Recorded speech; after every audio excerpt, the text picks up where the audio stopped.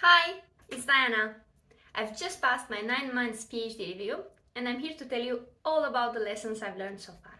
To begin with, keeping a detailed and neat diary of your research work is a must. You're doing so many things at once during your PhD, so it's very important to write everything down.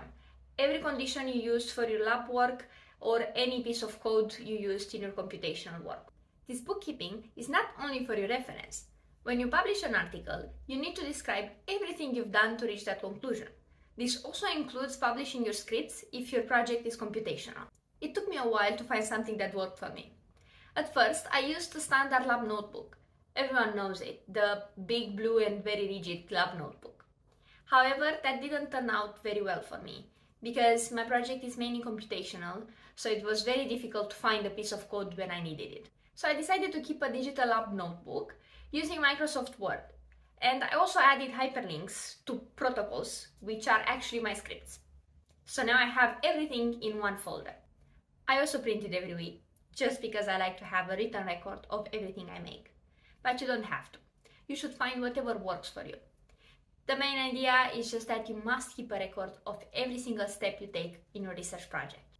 Another important thing I've learned during my first year as a PhD student is that setting boundaries is a must for both your mental health and your success. As a first-year PhD student, you're inclined to pursue all the ideas people suggest. So you might end up down the rabbit hole or even worse, burnt out. So try to identify the main aim of your research and then try to decide if it's sensible to pursue secondary aims, meaning if you have time for them or if they add value to your thesis. It took me a while to understand that someone else's disappointment should not affect me. Sometimes people underestimate how much a task might take. So don't be afraid to speak up and learn to say no. At the end of the day, it's your project and you have the final say. Another important lesson I've learned this year is that you should never work when you're sick. All or most PhD programs have money to cover sick days. My program covers up to 13 weeks per year of sick days, provided you have a doctor's letter.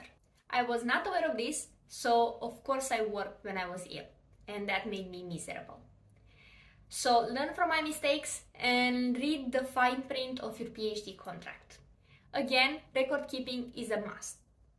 It will be very hard to try to claim back money if you don't have a proper record of the days you've missed. The fourth lesson is that you should always present your work even if you're afraid. Everyone has stage fright. It just gets a little bit easier with time and practice. Maybe you'll find comfort in knowing that most of the researchers I know, and we're talking about renowned scientists in their field, get nervous before presenting their work. I was terrified before my first talk. I wore a suit and I looked all professional, but when I got on the stage, my left leg started twitching. But I pushed through the fear, presented my work, and it turned out great. So try to think of all the good things that might come from your presentation. You might get on the good side of your supervisor. You will definitely have something good to add to your CV. And you will meet people from your research field. And networking is incredibly important in academia. But more on this on a future video. The fifth and the last lesson I learned is to take it slow. At the first meeting with my primary supervisor, he told me that a PhD is a marathon, not a sprint.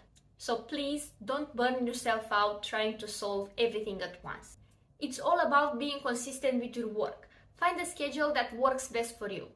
In my case, I work from 8 to 4:30 or 5, depending on the day. Obviously, as with all research, you will have days and even weeks when you have to work overtime. But please, after that period finishes, go on a holiday. Please try to remember that there's life beyond academia. That's it for now. If you want to learn more about life in science, please subscribe to my channel. Bye!